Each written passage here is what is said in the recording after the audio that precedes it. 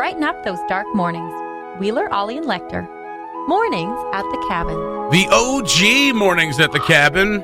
Wheeler, Ollie, Lecter, back with you on your Monday morning. The big news, Ollie's back. Ollie, welcome back. Thank you.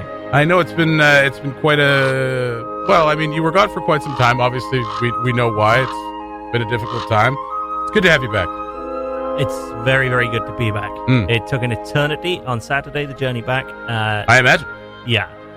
Sunday was a very nice recovery day. And yeah, bright and early. Here we are this morning. Bright and early. And back at it. You are in a three... Well, what would be a three-piece suit if you had the jacket on? You got the vest. You got the shirt. You got the pants. Thank goodness. Usually comes in pantsless. Well, we'll see how long those last. Yeah, that's right.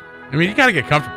I got bored of the pantsless look. That's right. He does the news without the pants. I don't know if any of you know this. Most newscasters do. That's right. I mean, yeah. That's why they got the desk. Yeah. Yeah. You sit there. You can't see my pants. Why would I wear them? Too tight. So, I mean, I think we're just kind of really happy to have you back. And absolutely. Really not really prepared for anything. What do you got? Oh, it's like that. Excellent. Well, luckily there's 6 weeks of material. I'm sure good. I can Thank dredge goodness. some up Right. as we go on. No, I've been enjoying listening while I've been away. It's kind of nice not to have to worry about the show and just listen from really far away. You guys were great. The whole Ron McLean thing. I enjoyed that. Listen from far away and also worry. While listening on the other side of the planet. In the build-up to the Ron McLean thing, I was like, well, this had better go well. Oh, it went really well. It went well. Ron was great. Yeah. Flatter us as much as you want. That's we right. know you were worrying. Yeah, you just were, a little. It's fine. Like out of love. Yeah, that's right. Yeah. Paternal worrying. Yeah. Mornings at the Cabin, the podcast. Wheeler, Ollie, Lecter, AJ with you. The entire crew is here. And we're, the only thing to talk about this morning, really, that's not the only thing. But it's the biggest story in the world right now. Transcending sports, of course, is the death of Kobe Bryant. And his daughter, too, and everyone else. There was 9 people in the helicopter that we learned later on in the day. All kinds of things getting reported as the information kind of came out. It was Kobe and his 4 daughters. It was Kobe and his 4 daughters and his wife. Kobe and Rick Fox and his 4 daughters. Like all kinds of things kind of coming out. But what came out at the end was Kobe and his daughter, a coach from a local college baseball team and a bunch of his family, and then another coach, another player from another parents from his Mamba basketball school, and that's where they were headed. They were headed to the school for a workshop or a warm up or a game or something like that, because his daughter was very good at basketball as well and was becoming kind of a star in her own right. Yeah. So definitely the biggest story of the year. I was filming a Dead North movie yesterday, and I just got a text from my mom saying, "Crazy about Kobe, hey?" And just looked it up, and there it was. Yeah. And it's the biggest story in sports. It's the biggest story in the world right now. I'm not a huge basketball fan, but obviously everybody knows who Kobe Bryant is. Yeah. Right? I think he was arguably the biggest sports star in the world at one point, for absolutely, sure. Absolutely. This is it's like losing a Michael Jordan type or a Tiger Woods or something like that. Yeah. It's akin to that. Huge star. And only 41 years old.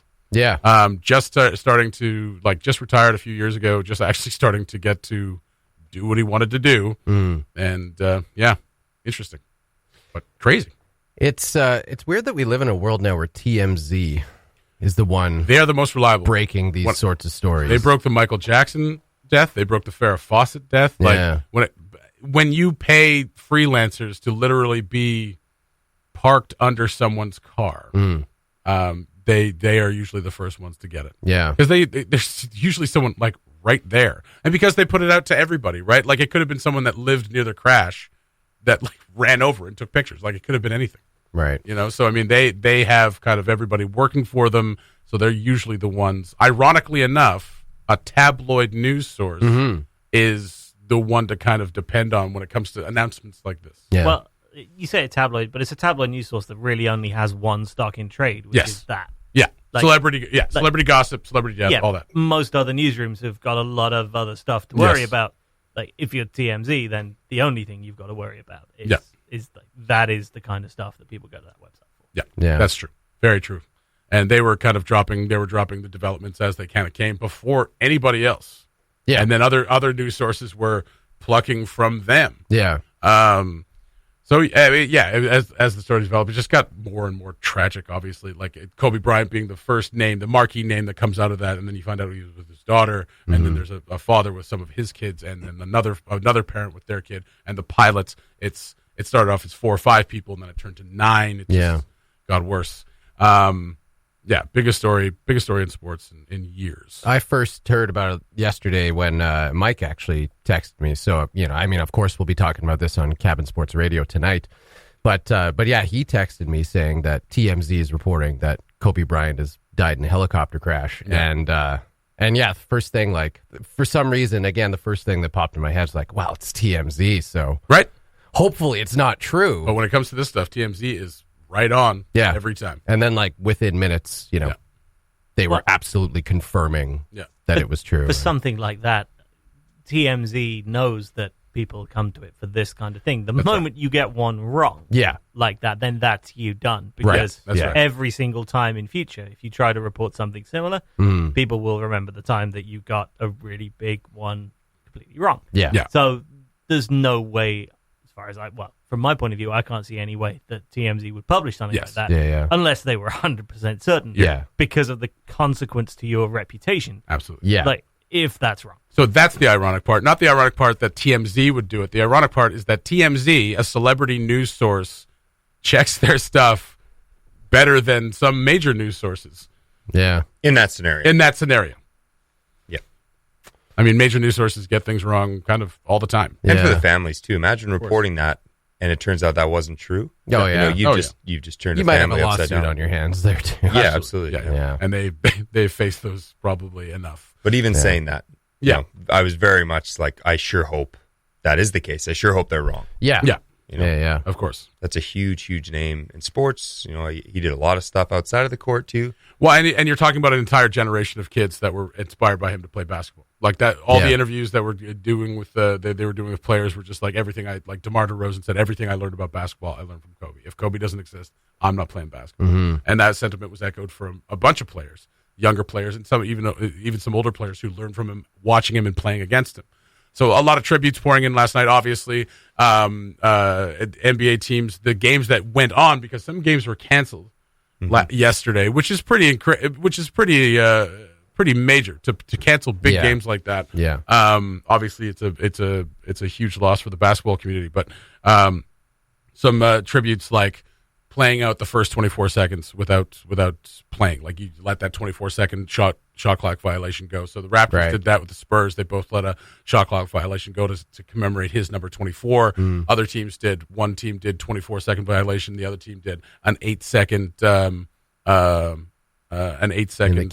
not 8 seconds before you cross over the center line. I can't remember what it's called, but that's an 8-second violation. He wore number 8 and number 24 throughout his 8 for first half of his career, 24 for the second half. So, some obviously a lot of emotion, a lot of emotional tributes, and to start the Grammys last night, Alicia Keys came out and made a speech and then had a little monologue, and then had Boyz II Men come out and sing a few bars of "It's So Hard to Say Goodbye to Yesterday," because of course Kobe is from Philly, and that's where the Boyz II Men are from as well. So it was a really nice tribute.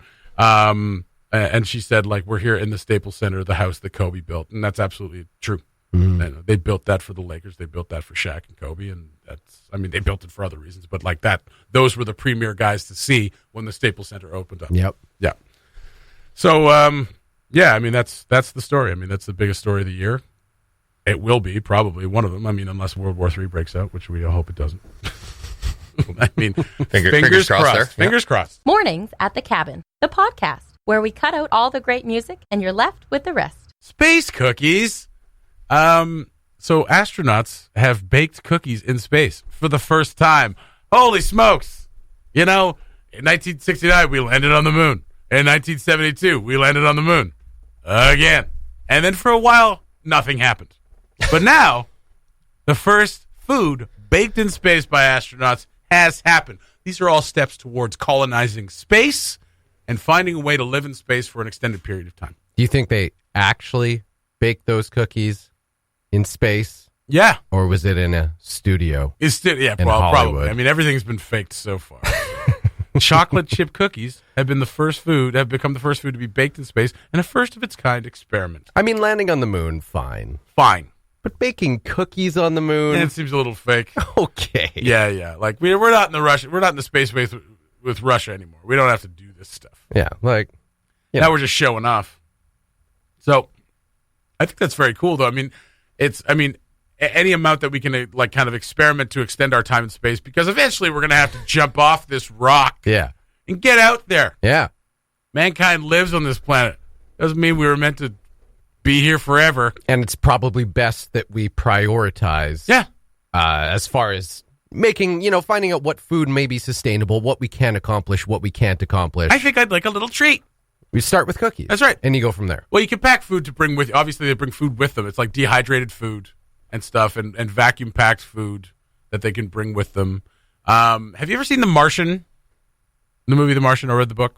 No. Okay, so it talks about the first colonizers on Mars, and it starts there. It doesn't go like to the mission there. They're already there, and one of them gets left behind, so he becomes the Martian, and he survives for 500 days on Mars. Until they come and rescue him. That's pretty good. The whole the surrounding environment, they have a little capsule that they have that they can stay in, but they've got all this storage for food and stuff, and so they've got food for like a year that they brought with them, and that's what will happen. Like once we go colonize, you'll bring food for a year or 2 years if you ration it or whatever, and then just figure it out.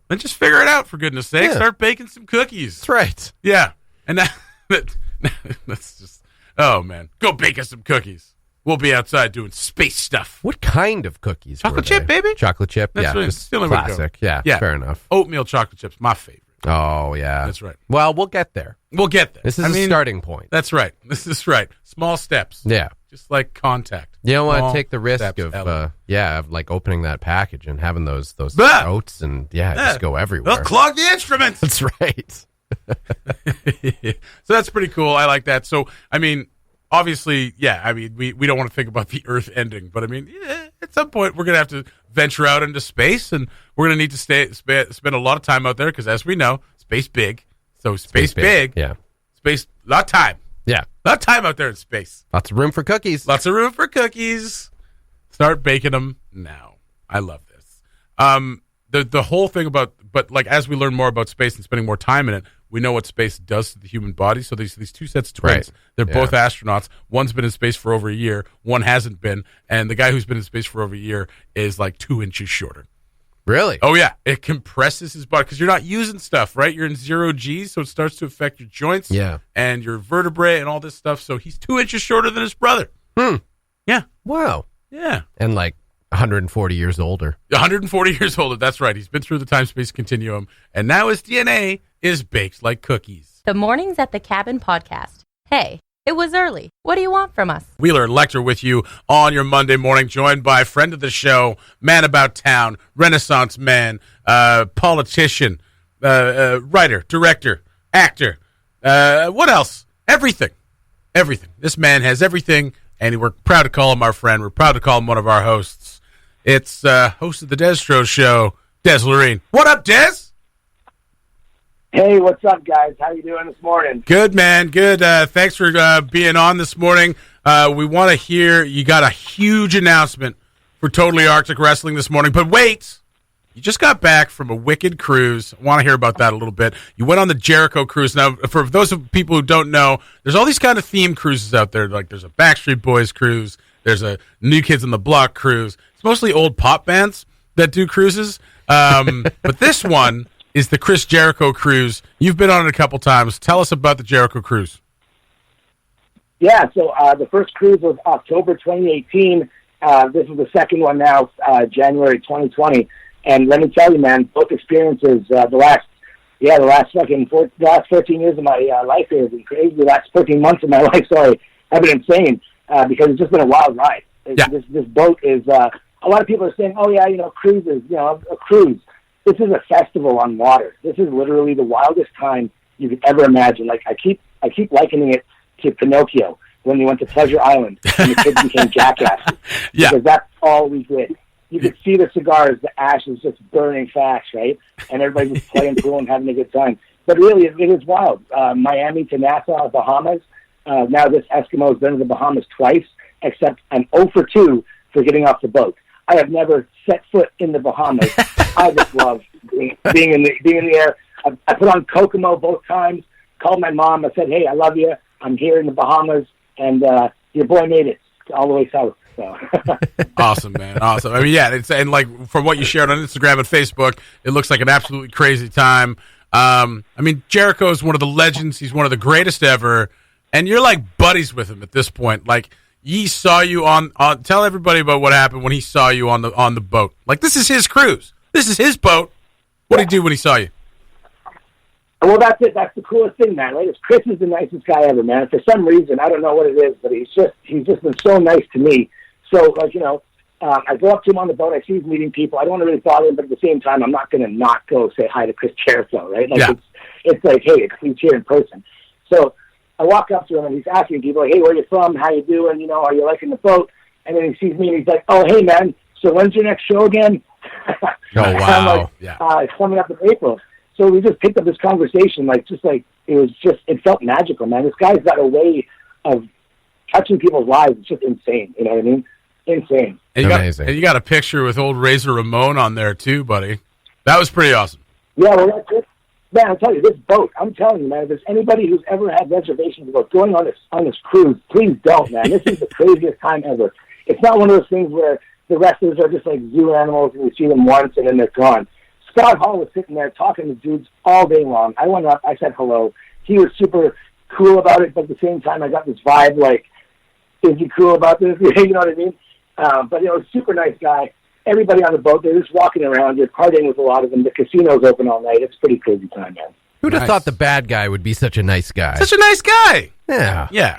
Hey, bad times don't last, man. Bad guys do. That's right. What you learn in life, okay? That's right. That's what you learn in life. Right on. Last week, when you were on your cruise, too, we were seeing the pictures you were posting, of course, and I pointed out one to Jesse. I was like, man, I thought Kamala was a lot bigger. Yeah, no doubt, and, you broke the news to me that was not the real Kamala. That was just some fantastic cosplay. He looks so much like Kamala.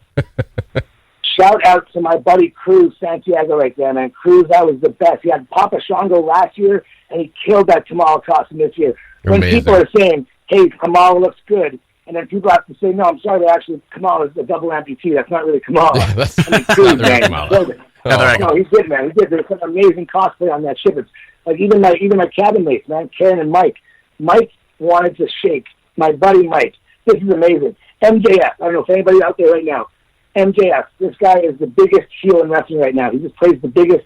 He's the biggest thing in every photo he can be in. He's unshakable. He's unshakable. My buddy Mike. He's as tall as a tree. Like not just a Delta tree because we have little ones here. Like he's as tall as a real tree. This guy's massively tall. He dressed as the Burberry scarf that MJF wears. He dressed as MJF's scarf, and he had a scarf with this guy's face all over it, the wrestler's face. So when he actually got to meet this unshakable heel, the pictures, they speak louder than words. It was a triumph in moments. Like people down the line are still talking about it because it was so hilarious. That this massive monster, this nicest man, just shook the hell out of this massive heel. This guy's giving the finger, he's flipping off fans, he's pretending he doesn't care. He took a guy's championship belt and actually dumped it in the garbage. That's how much of a heel it is. And my buddy Mike, man, I got to shout out to him. I got to shout out to all of my cruise group, man, everybody there. We call ourselves the Mustard Club because last year we got together in the Smoke Lounge and we mustered up. That was our spot. If you ever got separated, go back to muster. And we became a family to the point that it used to be like 5, 6 of us, and now there was 10 of us traveling, and there was at least 20 of us. We pulled 4 tables together. We took over that whole side of the boat. We had a DEC chant going on. I mean, to think about how crazy this week was in retrospect, things are still popping up. It's like an acid flashback here because things are just coming back as I'm remembering, like, yeah, that did happen. Wait a second, holy smokes, exhaustion. Yes, bang, bang, bang. I cannot understate this enough. Anybody listening right now, go on this boat. Go on this boat once in your life. If there's ever anything you wanted to do that was wild, if you ever want to relive your youth and your wild party days, or if you're still partying and they're still going on, and you just want to have fun with a lot of really rad people, man, this is where it happens. Absolutely. All right, man. The last 2 trips you've done, all the pictures you shared, all the stories, it sounds incredible. But let's get to it, man. Totally Arctic Wrestling. Huge announcement this morning. You posted on your Facebook. You're telling us about it. You haven't told us. I wanted you to do it live on the air. What's the big announcement? All right. So now we've got a lot of buzz happening right here. And what happened was, one of my buddies, one of the bros here, David Benoit, obviously from the Wrestling Legacy legend, he posed with the title, and we wanted to have him up here. We wanted to bring him up to TAW. The first show, scheduling didn't work out. Well, it wasn't the scheduling; it was just that we were poor. It's because we're broke. We couldn't bring up David the first time because we're broke, and nobody believed in us. But now we're starting to get a little bit of a fire here. Okay, so what's going on now is he's interested. He wants to come up. He wants to be our champion. Unfortunately for Mr. Benoit, if Mr. Benoit wants to be the North of 60 heavyweight champion, he's going to have to come up here to Inuvik on April 24th, just like the rest of the world is going to. That's right. Just like the rest of the wrestling world is going to. If he wants to get this championship belt that I'm looking at right now, which is still vacant, by the way, nobody is the North of 60 champion. And let me tell you what, the Eskimofo is taking that belt first. I don't care about Blue Wilder. I don't care about Jared California. I don't care about Ace. I don't care about Marty. I don't care about Camaro Cope. I don't care about anybody in Big West Wrestling. I don't care about anybody in Monster Pro Wrestling, across the prairies, the rest of Canada, anywhere on the globe. Even Mr. Jericho knows this. I tried to offer the title up to him for a photo, and he says, "No, brother, that is yours." And I said, "Damn right, man. Damn right." So that's the big announcement. Nice. April 24th. Dave Benoit. Retribution. Tickets go on sale February 8th. It's going to be massive. And if you miss out, oh, geez, it's going to be on you, not me. Sounds like it's going to be a rude welcome. That's right. Jeez, not rolling out the welcome mat for that guy. The cold front is here, buddy, and you're going to tap to the cold snap. And everybody's going to realize that. There's no welcoming here in the Arctic. The air hurts your face. Why would it be welcoming here in the Arctic? Yes. Right on. Why would we wrestle where the air hurts our face? I love it. I love it, man. Dave Benoit, that's awesome. That's incredible. April 24th in Inuvik. I mean, we want to get up there. We are also broke. Let's do it, right? Yeah, come on. Let's get the benefactors. That's right. Where's our patron of the arts here? Yeah, exactly. Of the arts, NWC. Let's just dip into our Patreon, maybe. We got to sell a lot more merch. We are dying up here. People want to come up. Everybody I talk to on that boat wants to come up, and I just laugh and I say, "You're more than welcome to, but you're paying your own way, buddy." Do the math. Do the math. No, we are very welcome to having people up here to wrestle with us. Obviously, we're a startup promotion. We're not anything big. Just a bunch of what I was called the ultimate mark on the internet. They said this is the ultimate mark move, putting a title on somebody who's never had a match because he said he wanted to. Yeah. This is the ultimate mark promoter. And I said, hey, nobody's given anybody a championship. Just because you're in a picture with a belt doesn't mean anything. I can put a crown on my head. That sure doesn't make me the king of England, does it? That's right. Absolutely That's right. Well said. That's awesome, Des, man. April 24th in Inuvik. Tickets go on sale February 8th. We want to make it up there. If we can, we will. Absolutely. And, I mean, I'll let you body slam Lecter. Absolutely. You're not body slamming me, bro. Awesome. Des, thanks so much, man. As always, you're an amazing guest. We love having you on. You can come on anytime. Have yourself a wonderful day, and we'll talk to you very soon. And you as well, everybody. Check out Totally Arctic Wrestling. We're all over the place. Chris Jericho Cruz, thank you guys so much. Cabin Radio. Hey, I actually got Cabin Radio a shout-out on the boat. Yeah. Hey. Spivak was saying all the stations that he was on, Octane, blah, blah, blah, and I streamed Cabin Radio, and I got a shout-out right there on the Chris Jericho Cruz. Nice. I love you guys. Beautiful. Well done. Well done, sir. Thanks so much, man. Talk to you soon. Later. Des Lorraine, just a beauty, man. Just a beauty. Love having him on the show anytime he's in town. Although sometimes he comes to town, he doesn't drop by. Sometimes. So, we'll just throw him under the bus for that. Volatile host, volatile guest. That's right. TAW, find them on Facebook. That's Totally Arctic Wrestling. Their next event, April 24th, TAW Retribution. The Mornings at the Cabin podcast. As we know, aliens walk among us. In and about, they are lizard people taking on different forms. Hell, some might even be in our government. I don't know what to tell you.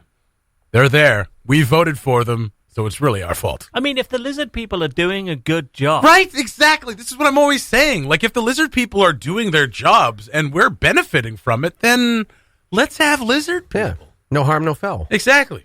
Well, no foul. I'm not voting for any foul people. No chicken people? No chicken no people. chickens. No turkey people. No ostrich people. Wait, ostrich isn't foul. What's another foul? Chicken, turkey. Pigeons, bad to be Pigeons, foul. probably. No pigeons, bound to be foul, those pigeons. Enough of those already. Yeah, no, sorry. You know what? Unabashedly bigoted against pigeons. Yeah. Sorry, my bad. So we found this on a Facebook page, the Wequity Facebook page. This is awesome. So unidentified flying object sighting.